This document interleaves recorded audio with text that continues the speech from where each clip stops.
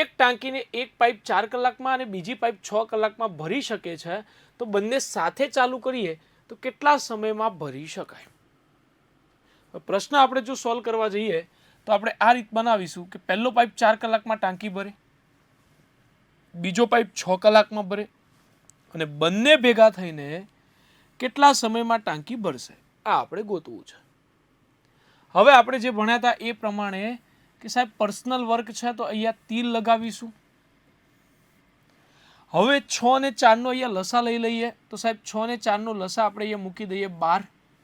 તો સાહેબ મારી જે ટાંકી છે એની ક્ષમતા 12 છે.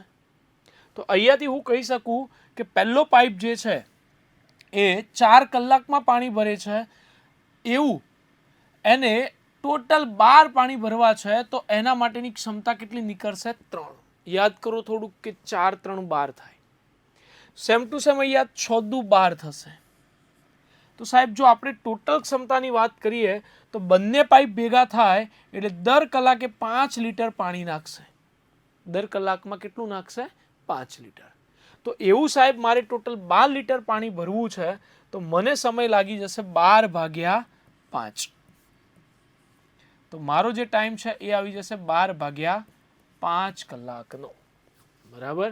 તો દેખો પહેલો પાઇપ 4 કલાકમાં ભરશે, બીજો પાઇપ 6 કલાકમાં ભરશે, તો બંને કેટલા સમયમાં ભરશે? તો ફરી એકવાર સમજી લઈએ.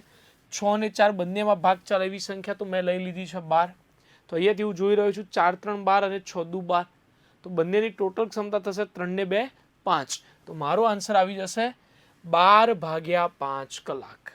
રેડી છે ને ભાઈ? ચલો, તો આપણો જે જવાબ છે 12 ભાગ્યા 5 કલાક પણ તમે બોલી શકો છો.